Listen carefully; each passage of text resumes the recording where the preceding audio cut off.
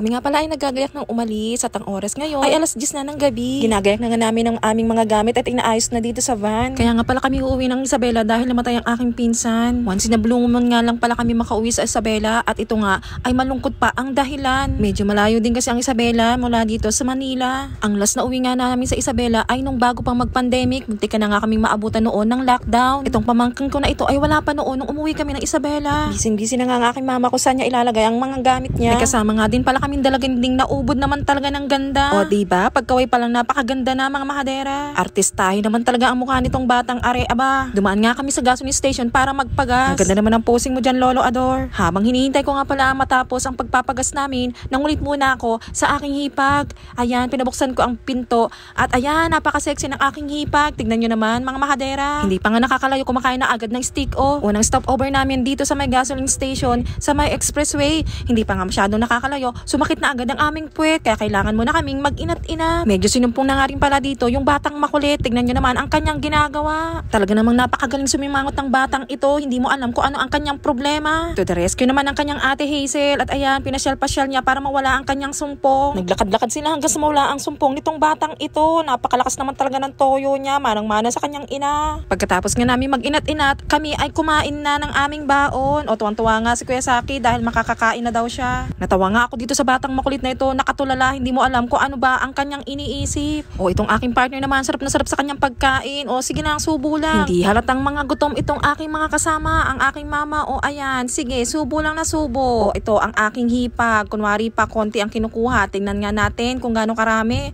Oy, pinagyabang pa niya na konti lang ang kanyang kinuha pero magsi-second round pa yan. O ano, Lolo Ador, masarap ba ang ating baon? O walang gana sa pagkain yan, pakaway-kaway pa. Pinakita pa nga ang kanyang ulam. O ayan daw, sige, subo. Kasama nga din pala namin ang aming tito. Ayan, yung nakakap ng kulay blue. O sige, focus pa Lolo Ador sa pagkain. Oy, ang sarap naman ng kanyang ulam, pata. O yan, sige, subo. Sa sobrang sarap nga ng pagkain ni Lolo Ador at napatulala ang kanyang apo. Hi, Kuya Saki. Ayan, pinuntahan ko nga din pala ang aking kapatid. Tignan natin kung gaano kalaki ang kanyang subo. Ayan, napakatakaw talaga. Tignan mo naman. O, panguso-nguso pa. O, ayan, second round na yan ang aking hipag. Pakunwa-kunwari pa kanina. Ayun, sa wakas nakita na rin natin na nakangiti ang batang makulit. Ito nga din pala yung isa namin dalagang kasama. O, diba? Maganda rin. Artistahin din ang mukha. Ayan, mga mahadera, nandito na nga kami sa paanan ng bundok. O, tignan nyo naman, inabot na kami ng liwanag. Hindi nga pala kami nainip sa biyahe, mga mahadera, dahil nakita nyo naman, no, napakaganda ng view. Binuksan nga pala namin ang bintana ng van para ma-experience namin yung sariwang hangin. Talaga naman kami ay libang-libang sa aming biyahe. O diba mga mahadera, napakaganda naman talaga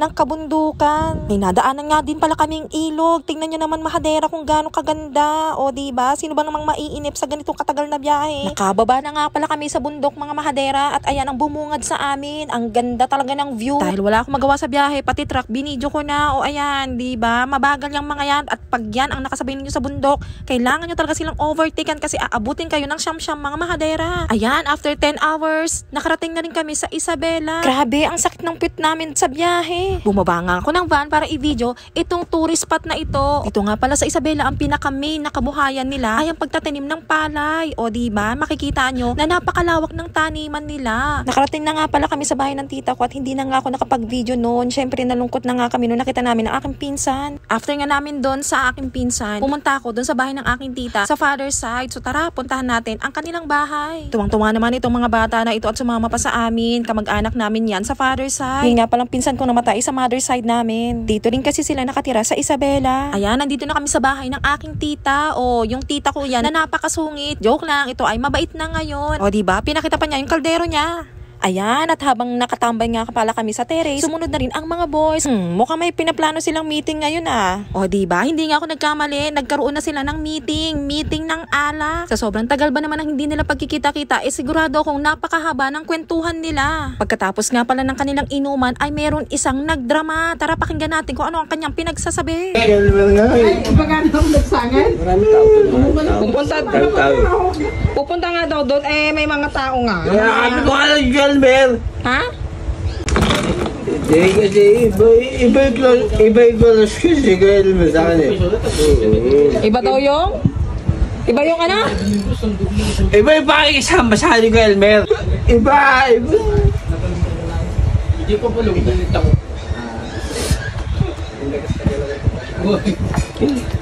Hindi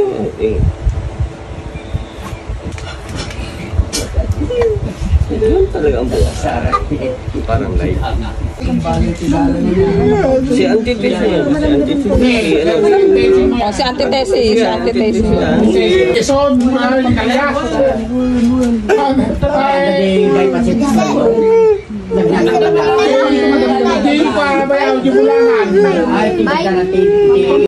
Thank you for watching, Mahadera!